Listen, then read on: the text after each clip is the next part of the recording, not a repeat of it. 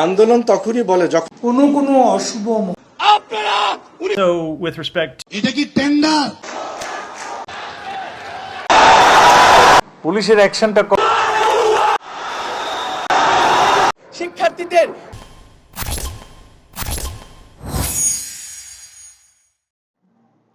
আসসালামু আলাইকুম রহমতুল্লাহি ওয়া বারাকাতুহু। দেশ এবং প্রবাস যে যেখানে বসে আজকের এই ভিডিও দেখবেন সবাইকে আন্তরিক অভিনন্দন। প্রিয় দর্শক, আশা করি সবাই ভালো আছেন এবং চ্যানেলটি সাবস্ক্রাইব করবেন, সেই সাথে বন্ধুদের মাঝে বেশি বেশি করে শেয়ার করে দেবেন। কোটা আন্দোলন দর্শক, আপনারা জানেন বাংলাদেশে এই মুহূর্তে চলমান কোটা সংস্কার আন্দোলন এক দফার দাবিতে এবং বাংলাদেশের বিভিন্ন বিশ্ববিদ্যালয়ের ছাত্রছাত্রীরা আন্দোলন করে যাচ্ছেন। সেই সাথে বাংলাদেশের বিভিন্ন জায়গায়ও তাদের দাবি সরাসরি 5% কোটা রেখে রাস্তায় বাকি 95% আন্দোলনের তারা তীব্রতা ট্যালেন্ট বাড়িয়ে দিচ্ছেন। যে ছাত্রছাত্রীরা আছে, অন্যদিকে আওয়ামী লীগ অন্যান্য বলেছে যারা আছে সবাইকে বিএনপি দেওয়ার জন্য।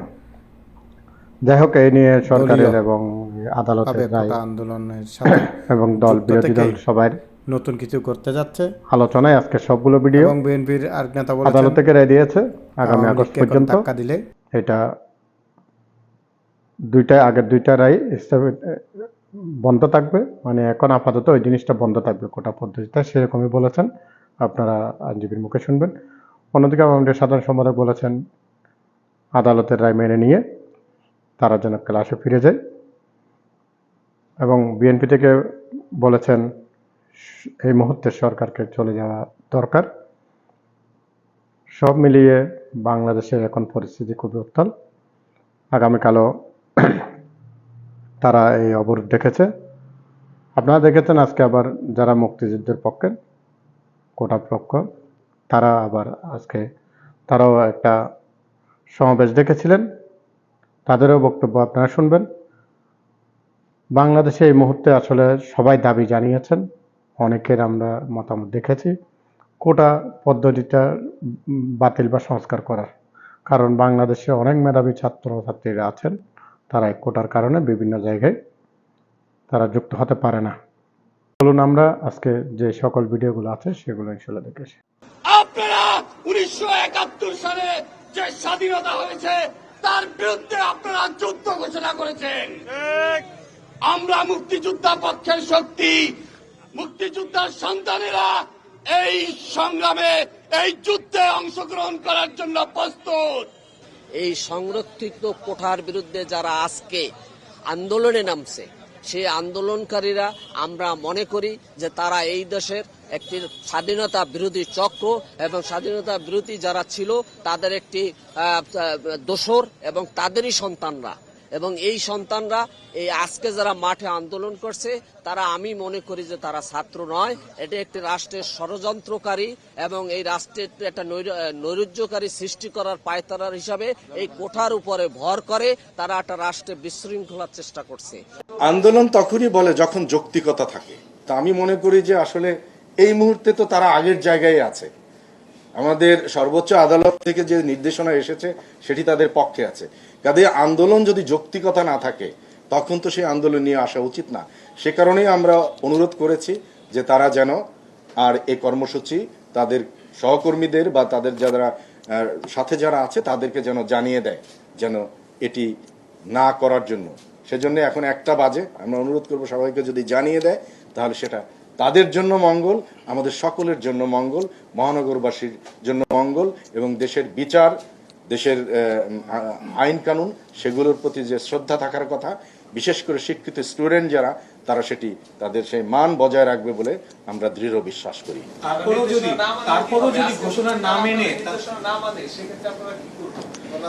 আমরা বলছি যে যেহেতু এই 10 দিন ছিল, আমরা কিন্তু তাদেরকে দেখেছি, বলা যায় যে আমরা আমাদের পেশাদারিত্বের সহিত তাদের এই বিষয়গুলো বিবেচনায় নিয়েছি। কিন্তু এখন যদি রাস্তা বন্ধ হয় এটি কিন্তু আমাদের যে বলা যায় যে ঢাকা মেট্রোপলিটনের আইন বা দেশের প্রচলিত আইন, এমনকি আমি তো কনস্টিটিউশনকেও রেফার করলাম 36 অনুযায়ী, ইট ইজ কিন্তু কমপ্লিটলি অফেন্স। আমরা মনে করি সে অফেন্স করবে না, সেটা আমরা আশা করি। এবং যদি তারপরেও কেউ করে বিশৃঙ্খলা তৈরি করে, আপনারা দেখবেন যে গত 10 দিনে কিন্তু একজন স্টুডেন্টকেও কোথাও আমাদের পুলিশের দ্বারা কোনোভাবেই তাদের সাথে কোনো এমন আচরণ করা হয়নি যেটিকে আমাদের পেশাকে প্রশ্নবিদ্ধ করতে পারে। কাজেই সেই সম্মানবোধ যেহেতু তাদের প্রতি আমাদের আছে, আমার দৃঢ় বিশ্বাস তাদেরও আমাদের প্রতি, দেশের আইনের প্রতি, সম্মানিত মহানগরবাসীর প্রতি সেই বিশ্বাস তারা রাখবে, সেই সম্মানটুকু তারা দেখাবে বলে আমরা দৃঢ় বিশ্বাস করি। তারপরেও যদি কেউ সে ধরনের জায়গা থেকে সরে যেতে চায়, দেশের প্রচলিত আইন তো আসলে কার্যকর, সেটি কার্যকর যে জায়গায় থাকার কথা সেই জায়গায় থাকবে। আমরা মনে করি কি সেটা কি আপনার বক্তব্য এটা স্পষ্ট যে আপনারা অ্যাকশনে যাবেন যদি তারা আন্দোলন নামে রাস্তায়? দেখুন, আমরা বলছি যে আমরা তাদের প্রতি যে আমাদের পেশাদারি অ্যাপ্রোচ সেটি কিন্তু ছিল এবং সেটি আমরা পরবর্তীতেও রাখতে চাই।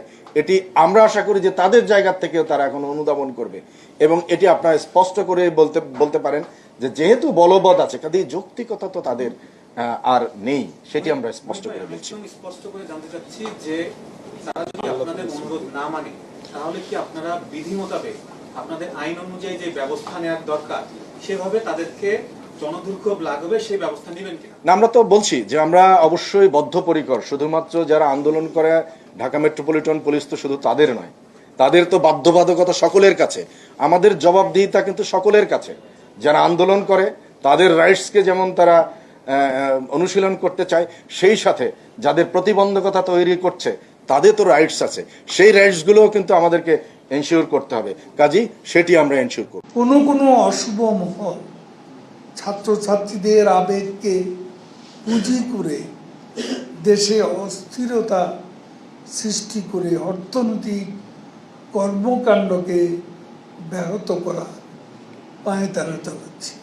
মির্জা ফখরুল এবং তার দল বিএনপি এদের মুক্তিযুদ্ধের প্রতি কোনো প্রকার সম্মান বোধ নেই, মুক্তিযুদ্ধের চেতনা তারা বিশ্বাসী, এটা এখন আর মনে করার কোনো কারণ নেই। মুক্তিযোদ্ধাদের কোটা সমর্থন না করা তার মানে তারা এতদিন মুক্তিযুদ্ধের বিরুদ্ধেই ছিল, তার প্রমাণ তারা নতুন করে দিল। আমাদের সকলের মনে রাখা উচিত দেশের সর্বোচ্চ আদালতের প্রতি সম্মান দেখাতে হবে এবং আমাদের সুপ্রিম কোর্ট পবিত্র সংবিধানের অভিভাবক। এই পবিত্র সংবিধানই দেশের সর্বোচ্চ আইন। দেশের সর্বোচ্চ আদালত যখন সরকার পক্ষ, আন্দোলনকারী প্রতিনিধি, মূল মামলা দায়েরকারী পক্ষসহ সকলের বক্তব্য শুনে এ বিষয়ে চূড়ান্ত নিষ্পত্তি বিচারিক প্রক্রিয়া অব্যাহত রেখেছে, ঠিক সেই মুহূর্তে আন্দোলনের নামে জনগণের চলাফেরা ও যানবাহন চলাচলে বাধা সৃষ্টি করা বেআইনি।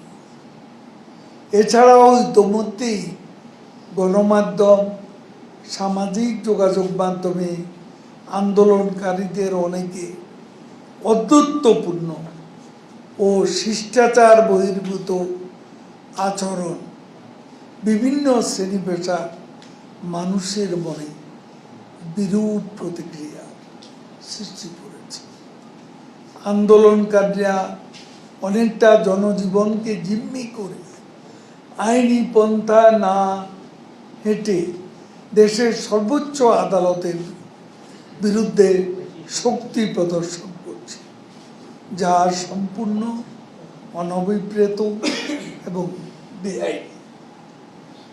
প্রিয় সাংবাদিক বন্ধুগণ, কোনো অশুভ মহল ছাত্রছাত্রীদের আবেগকে পুঁজি করে দেশে অস্থিরতা সৃষ্টি করে অর্থনৈতিক কর্মকাণ্ডকে ব্যাহত করা পায়ে তারা চালাচ্ছে।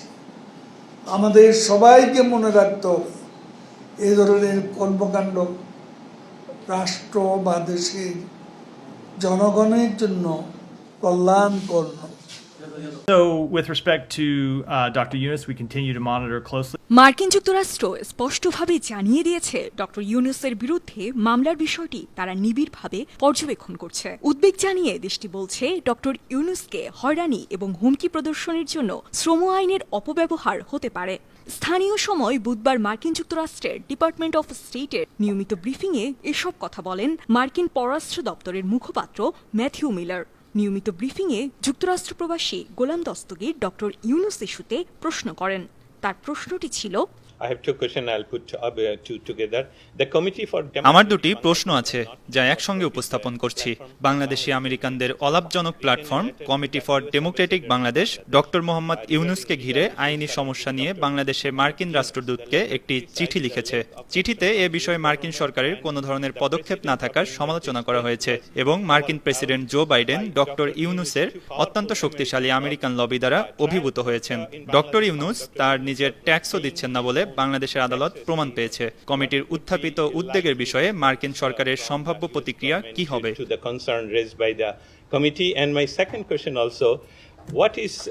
আমার দ্বিতীয় প্রশ্নটি হচ্ছে, আমি জানি সবাই মোদির সফর নিয়ে কথা বলছে এবং ভারতীয় প্রধানমন্ত্রী মোদির রাশিয়া সফর এবং বাংলাদেশের প্রধানমন্ত্রী একই সময়ে চীন সফর সম্পর্কে মার্কিন দৃষ্টিভঙ্গি কি সে সম্পর্কে জানতে চাই। জবাবে মার্কিন পররাষ্ট্র দপ্তরের মুখপাত্র ম্যাথিউ মিলার বলেন, So, with respect to Dr. Yunus, we continue to monitor. Doctor ইউনুসের প্রতি সম্মান রেখে বলছি, আমরা তার বিরুদ্ধে মামলার অগ্রগতি নিবিড়ভাবে পর্যবেক্ষণ করছি। ডক্টর ইউনুসকে হয়রানি এবং হুমকি প্রদর্শনের জন্য শ্রম আইনের অপব্যবহার হতে পারে এমন শঙ্কায় আমরা আগেও একাধিকবার আমাদের উদ্বেগ প্রকাশ করেছি। বাংলাদেশের প্রধান অর্থনৈতিক অংশীদার হিসেবে আমরা আরও উদ্বিগ্ন। শ্রম এবং দুর্নীতি বিরোধী আইনের এ ধরনের অপব্যবহার আইনের শাসনকে প্রশ্নবিদ্ধ করতে পারে এবং সরাসরি বিদেশি বিনিয়োগে বাধা আসতে পারে। দ্বিতীয় প্রশ্নের উত্তরে ডিপার্টমেন্ট অফ স্টেটের মুখপাত্র আরও বলেন, আমি ইতোমধ্যেই মোদির রাশিয়া সফরের বিষয়ে কথা বলেছি। আমি যা বলেছি তাতে নতুন করে এখন আর যোগ করার কিছু নেই। এবং চীন সফরের বিষয়ে বলবো, দেখুন, আমরা বুঝতে পারি অনেক দেশই চীনের সাথে জড়িত, আমরাও চীনের সাথে জড়িত। পররাষ্ট্রমন্ত্রী নিজেই 2 বার চীন সফর করেছেন, তাই এ বিষয়ে আমার আর কোনো কিছু বলার নেই। ব্রিফিংয়ে বিএনপি চেয়ারপারসন খালেদা জিয়ার সাবেক সহকারী প্রেস সচিব মুশফিকুল ফজল আনসারি সাবেক মার্কিন পররাষ্ট্রমন্ত্রী হিলারি ক্লিন্টনকে নিয়ে শেখ হাসিনার সাম্প্রতিক বক্তব্য সম্পর্কে জানতে চান। তার প্রশ্নটি ছিল, সম্প্রতি একটি সরকারি অনুষ্ঠানে ক্ষমতাসীন প্রধানমন্ত্রী শেখ হাসিনা দাবি করেছেন নোবেল বিজয়ী অধ্যাপক ইউনুস গ্রামীণ ব্যাংকের প্রতিষ্ঠাতা নন এবং তৎকালীন পররাষ্ট্রমন্ত্রী হিলারি ক্লিন্টন তাকে অধ্যাপক ইউনুসের বিষয়ে ফোন করেছিলেন এবং অনেক মার্কিন কর্মকর্তাও ইউনুসের পক্ষে লবিং করেছিলেন এবং তাকে হুমকি দিয়েছিলেন। পদ্মা সেতু নির্মাণে যুক্তরাষ্ট্র বিশ্বব্যাংকের তহবিল বাতিল করতে তদবির করেছে। ক্ষমতাসীন প্রধানমন্ত্রী যেমনটা বলেছেন, তিনি ইউনুস ইস্যুতে যুক্তরাষ্ট্রের কর্মকর্তাদের সঙ্গে বৈঠক বন্ধ করে দিয়েছেন, যদিও যুক্তরাষ্ট্রের নেতাদের সঙ্গে এখনো বৈঠকে বসার সুযোগ খুঁজছেন তিনি। প্রধানমন্ত্রীর এসব দাবির সত্যতা সম্পর্কে স্টেট ডিপার্টমেন্ট কি তার অবস্থান স্পষ্ট করবে?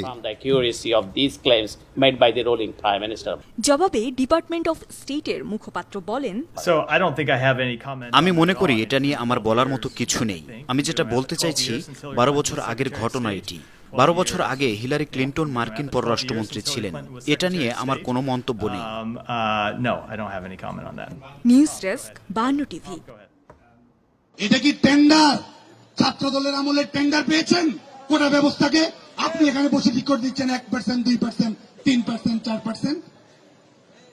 আওয়ামী লীগ সরকার, জনগণের নির্বাচিত সরকার, সুচিন্তিত ভাবে আলাপ আলোচনা করে বিচার বিভাগীয় পর্যবেক্ষণের আলোকে যেই সমস্যার সমাধান করবে, সেই সমস্যার সুচিন্তিত সমাধান না করে এই অবরোধ তৈরি করা, মানুষের জীবনকে দুর্বিষহ যন্ত্রণায় পরিণত করা বাংলাদেশের ছাত্র সমাজ কখনোই সমর্থন করে না।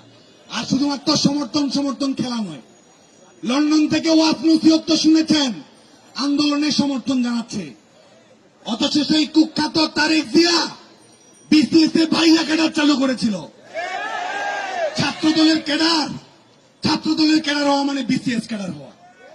এই আবাসিক হলগুলোতে, কলেজগুলোতে এক্সাম সেন্টার পরীক্ষা দেওয়ার জন্য এক্সাম সেন্টারে যাওয়া লাগতো না। ছাত্রদলের নেতারা রুমে বসে পরীক্ষা দিয়ে পাশ করত। সেই বাস্তবতা বাংলাদেশের ছাত্র সমাজ ভুলে যায়নি এবং প্রত্যেক বছর বিসিএস পরীক্ষা দিচ্ছে শেখ হাসিনার নেতৃত্বাধীন সরকারের মাধ্যমে। এক বছরে একের অধিক বিসিএস অনুষ্ঠিত হওয়ার রেকর্ড রয়েছে। 4 বছর পর পর ফুটবল বিশ্বকাপের জন্য অপেক্ষা করি। বিএনপি জামায়াতের সময় 4 বছরের অধিক সময় ধরে বিসিএস পরীক্ষার জন্য তীর্থের কাকের মতো বাংলাদেশের ছাত্র সমাজকে অপেক্ষা করতে হয়েছে। বাংলাদেশের ছাত্র সমাজ সেটি কখনোই ভুলে যায়নি। এবং পিএসসির স্বাধীনতা ছিল, পিএসসি মানসম্মত প্রতিষ্ঠান ছিল, পিএসসি স্বচ্ছতা ভিত্তিক নিয়োগ প্রক্রিয়া নিশ্চিত করতে পেরেছিল। কারা বিসিএস ক্যাডার হবে সেই লিস্ট পিএসসি করতো না, হাওয়া ভবন থেকে লিস্ট ধরিয়ে দিত পিএসসির কর্মকর্তাদের। এবং পিএসসি যারা সদস্য ছিল সব কজনই দুর্নীতিবাজ হিসেবে তত্ত্বাবধায়ক সরকারের আমলে প্রমাণিত হয়েছে। পিএসসির সদস্য যারা ছিল, পিএসসির এক চেয়ারম্যানের ড্রাইভারের ঘটনা তো ইতিমধ্যেই দেখেছেন। বিএনপি জামায়াতের আমলে দোর্দণ্ড প্রতাপে পিএসসির এই চেয়ারম্যান 5 বছর দায়িত্ব পালন করেছে। এর মধ্যে 24তম বিসিএস ছাত্রদের আন্দোলনের মুখে প্রশ্ন ফাঁস করার কারণে বাতিল করতে হয়েছে। 27তম বিসিএস এ নিয়োগ দিয়েছে, পরবর্তীতে বাতিল করতে হয়েছে। এবং তারা আজকে সমর্থন জানাচ্ছে, তারা মেধার কথা বলছে, যোগ্যতার কথা বলছে, স্বচ্ছতার কথা বলছে। এখানে যারা আছে, ডানে বামে যারা আছে, এমনকি শাহবাগেও যারা আছে, তারও তো বিসিএস প্রিলিমিনারি পরীক্ষা দেওয়ার যোগ্যতা আছে। তারা কোয়ালিফাই করেছে, স্নাতক কিংবা বিএ কিংবা ডিগ্রি পাস করেছে। আজকে আমাদের পিএসসির পরীক্ষা নিয়ে যারা লন্ডন থেকে ওয়াস নসিহত দিচ্ছে, এই তথাকথিত একটি সংগঠনের ভারপ্রাপ্ত চেয়ারপারসন না হলে বিসিএস পরীক্ষায় প্রিলিমিনারিতে অংশগ্রহণ করার যোগ্যতাও তার ছিল না। আজকে সে বলছে কারা বিসিএস দিতে পারবে, কিভাবে দিবে না দিবে। আজকে বাংলাদেশের ছাত্র সমাজের পক্ষ থেকে এই সব রাজনৈতিক প্রপাগান্ডা এবং আন্দোলনের নামে এই সব তামাশা এবং ছাত্র সমাজের একটি যৌক্তিক দাবিকে অযৌক্তিক দিকে যারা পরিণত করতে চায় বাংলাদেশের ছাত্র সমাজ, তাদের বিরুদ্ধে সোচ্চার রয়েছে। এবং রাজপথ অবরোধ করার ভয়, এটি কি সুনির্দিষ্ট কোন পদ্ধতি? কোন অবস্থাতেই বাংলাদেশের জনগণের সারা জীবন জীবিকা, তাদের স্বাভাবিক জীবন প্রক্রিয়া নিয়ে যদি কেউ ছিনিমিনি খেলে, বাংলাদেশের ছাত্র সমাজ তাদের সবার বিরুদ্ধে সোচ্চার ভূমিকা পালন করবে। আবারও বাংলাদেশের ছাত্রলীগের পক্ষ থেকে আমরা সুস্পষ্ট হয়ে বলছি, আদালত ইতিমধ্যে একটি রায় দিয়েছে, বিচার বিভাগীয় পর্যবেক্ষণ আসবে, সেটির আলোকে সরকার সিদ্ধান্ত গ্রহণ করবে। এবং বাংলাদেশের তারুণ্যকে, বাংলাদেশের 5 কোটি শিক্ষার্থীকে আমরা কথা দিতে চাই, মাননীয় প্রধানমন্ত্রী বঙ্গবন্ধু কন্যা দেশরত্ন শেখ হাসিনার সরকার কোটা সমস্যার একটি যৌক্তিক, ন্যায়সঙ্গত, ইনক্লুসিভ এবং যুগোপযোগী সংস্কার অবশ্যই সুনিশ্চিত করবে। এবং একই সঙ্গে বাংলাদেশের ছাত্রলীগের পক্ষ থেকে আমরা হুঁশিয়ারি উচ্চারণ করতে চাই, যারা শিক্ষার্থীদের একটি ইস্যু ভিত্তিক আন্দোলনকে, যৌক্তিক আন্দোলনকে ভিন্ন খাতে প্রবাহিত করতে চায়, তারা যখন 6-7 দিন আন্দোলন করেছে, ফুলের টোকাও পড়েনি, শান্তিপূর্ণভাবে গোটা বাংলাদেশ ছাত্রলীগের কর্মীরা দায়িত্বশীলতার পরিচয় দিয়েছে। আইন শৃঙ্খলা রক্ষাকারী বাহিনী শ্রদ্ধা করেছে, 4-5 জন গিয়ে রেল লাইন অবরোধ করেছে, হাজার হাজার মানুষ দুর্বিষহ যন্ত্রণার মুখে পড়েছে। আদালতে যাওয়ার কথা, রাজপথে এসেছে, তারপরও মানুষ কিছু কথা বলেনি। 6-7 দিন হয়ে গেছে। যে আন্দোলন গতকালকেই সংশ্লিষ্ট সবাইকে ধন্যবাদ জানিয়ে শেষ করার কথা, নিজেদের কোনো মতামত থাকলে রাষ্ট্রের কাছে, সরকারের কাছে তুলে ধরার কথা, আবারও আজকে কিসের জন্য ব্লকেট দেওয়া হলো, আজকে আবারও কেন অবরোধ তৈরি করা হলো? তাহলে আজকে ছাত্র সমাজের কাছে প্রশ্ন রাখতে চাই, সবাই তো ছাত্রলীগ করে না, তাদের কাছেও প্রশ্ন রাখতে চাই। এই মুহূর্তে কোটা নেই, বিচার বিভাগ স্ট্যাটাস কো দিয়েছে, সরকারের 2018 সালে জারি করা প্রজ্ঞাপন এই মুহূর্তে সচল রয়েছে, বিচার বিভাগীয় পর্যবেক্ষণ চলছে। আওয়ামী লীগ সরকার বলছে আন্তরিক, তারপরও ব্লকেট যারা দেয় তাদের উদ্দেশ্য কি? তাদের উদ্দেশ্য কি কোটা সমস্যার সমাধান করা, নাকি কোটায় আন্দোলন করা? বাংলাদেশের ছাত্র সমাজ সেই বিষয়ে সুস্পষ্ট। বাংলাদেশের ছাত্র সমাজের কাছে তাদের এই মুখ এবং মুখোশের পার্থক্য বাংলাদেশের ছাত্র সমাজের কাছে সুস্পষ্ট হয়েছে। আজকে বাংলাদেশ ছাত্রলীগের সকল স্তরের নেতা কর্মীদেরকে ধন্যবাদ জানাই, গত 6-7 দিন ধরে দায়িত্বশীল আচরণ করার ধন্যবাদ জানাই। এবং আমরা বাংলাদেশ ছাত্রলীগের পক্ষ থেকে দ্ব্যর্থহীন কণ্ঠে উচ্চারণ করতে চাই, শিক্ষার্থীদের এই ইস্যুর যৌক্তিক পরিণতি না নিয়ে আসা পর্যন্ত বাংলাদেশ ছাত্রলীগ শান্তিপূর্ণ গণতান্ত্রিক উপায়ে আন্দোলন অব্যাহত রাখবে এবং একই সঙ্গে নৈরাজ্য সৃষ্টিকারীদের বিরুদ্ধে বাংলাদেশ ছাত্রলীগ তার প্রতিরোধ অব্যাহত রাখবে।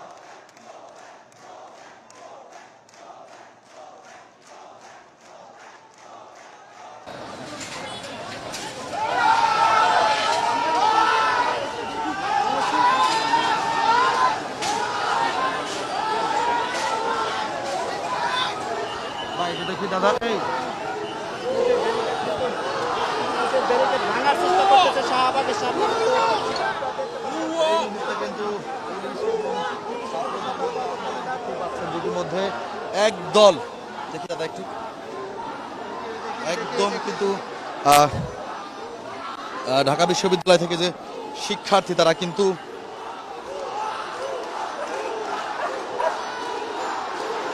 ঢাকা বিশ্ববিদ্যালয় থেকে একদল ছাত্র দেখতেই পাচ্ছেন যে হাজার হাজার ছাত্ররা কিন্তু ইতিমধ্যে এই শাহবাগকে অতিক্রম পুলিশের ব্যারিকেডকে অতিক্রম করার জন্য কিন্তু ধেয়ে আসছে এবং পুলিশ কিন্তু সেটাকে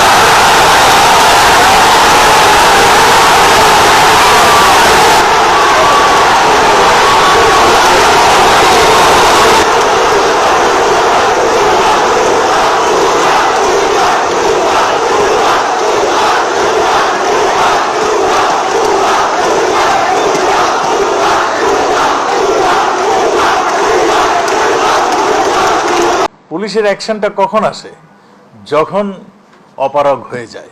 পুলিশ অলরেডি বলছে যে রাস্তায় দাঁড়াতে দিবে না।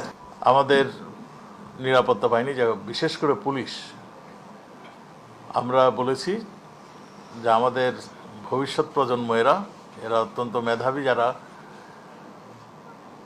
এদের ডিমান্ড যেটা আছে আমরা শুনব, কিন্তু শোনারও একটা লিমিট বোধহয় থাকে। তারা বোধহয় এগুলি ক্রস করে যাচ্ছে। আজকে বেশ কয়েকদিন হলো তারা কিন্তু একই কাজ করছেন। ইতিমধ্যেই আপনারা দেখেছেন প্রধান বিচারপতি একটা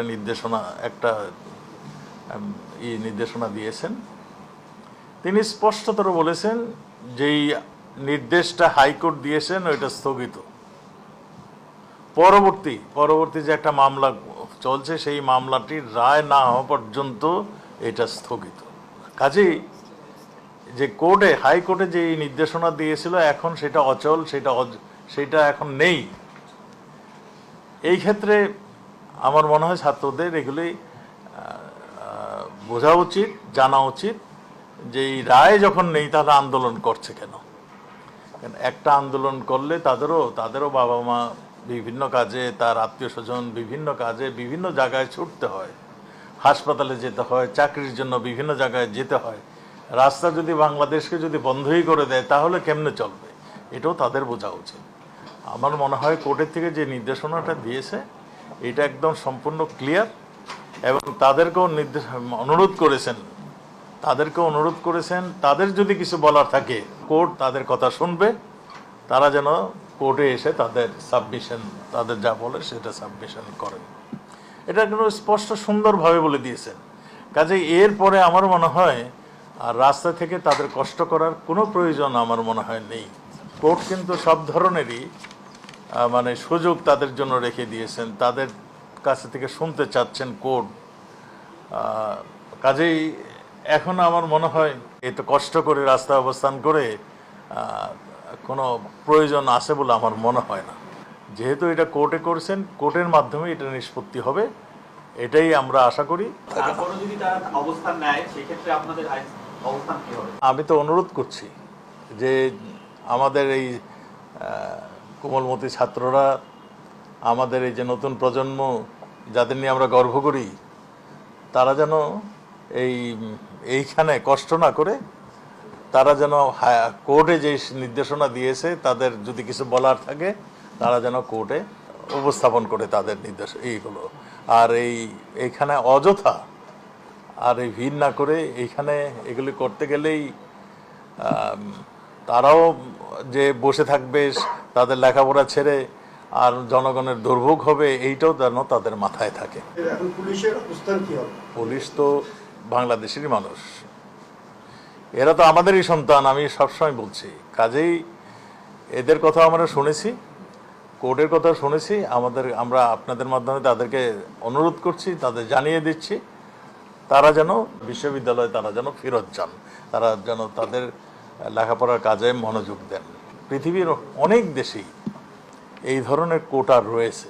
আমাদের কাছে যা আমরা এখনো তথ্য পাচ্ছি যে মন্ত্রী মহোদয় একটু খোলামেলাভাবেই বলেছে, আমরা তথ্য যেগুলি পেয়েছি অনেকেই তাদেরকে ব্যবহার করার জন্য এখনো কাজ শুরু করে দিয়েছে, দৌড়ঝাঁপ শুরু করে দিয়েছেন।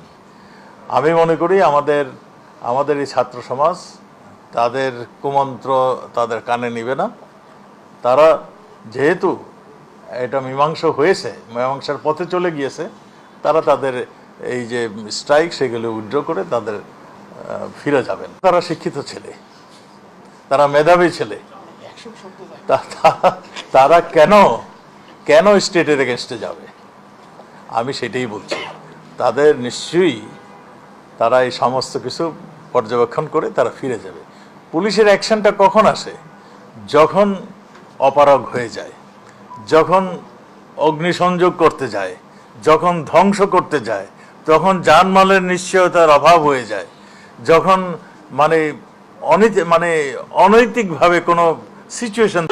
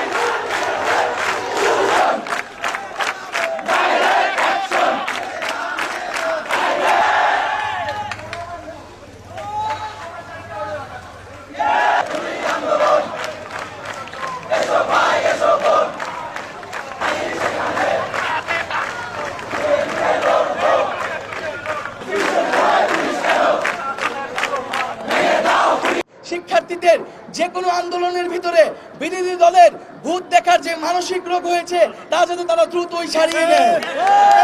আমরা চাই গোটা সমস্যার চূড়ান্ত সমাধান বাংলাদেশে হতে হবে। আমরা স্পষ্টভাবেই বলছি, হাইকোর্টের সাথে আমাদের আন্দোলনের কোনো ধরনের সম্পর্ক নেই। আদালতের প্রতি আমাদের পূর্ণ শ্রদ্ধা এবং আস্থা রয়েছে, কিন্তু আমাদের এক দফা দাবি সেটি সরকার ও আইন বিভাগের কাছে। আমরা বলেছি জাতীয় সংসদে আমাদের যে এক দফা দাবি 5% কোটা অনগ্রসর জনগোষ্ঠীর জন্য রেখে বাকিটা মেধাভিত্তিকভাবে নিয়োগ দিতে হবে এবং আইন পাস করতে হবে। আমরা দেখছি এই আন্দোলনের প্রথম থেকেই সরকার এবং দায়িত্বশীল গুরুত্বপূর্ণ ব্যক্তিবর্গ আদালতকে সামনে রেখে টালবাহানা করছে, আমাদের আন্দোলনের ন্যায্যতা নিয়ে প্রশ্ন তুলছে। আজকে মহামান্য আদালতও তার অবস্থান স্পষ্ট করেছে, আদালতকে আমরা সাধুবাদ জানাই এবং আমরা মনে করি যে সরকার আসলে নিজেই আদালতের অবমাননা করার চেষ্টা করছে। যেই কাজ সরকারের সেই কাজ সে আদালতের দিকে ঠেলে দিচ্ছে। তো আমরা বলবো এখনো সময় আছে, কোনো ধরনের টাল বাহানা করে সুস্পষ্ট বক্তব্য এবং দৃশ্যমান পদক্ষেপ নিতে হবে। জরুরি অধিবেশন ডেকে সংসদে কোটার আইন পাস করতে হবে।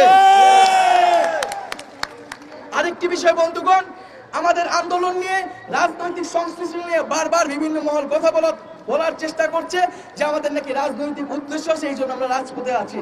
আমরা খুব স্পষ্টভাবেই বলতে চাই যে আমাদের সাথে সরকার বা অন্য কোনো পক্ষের রাজনৈতিক কোনো পক্ষ বিপক্ষ বা সংশ্লিষ্টতা নাই।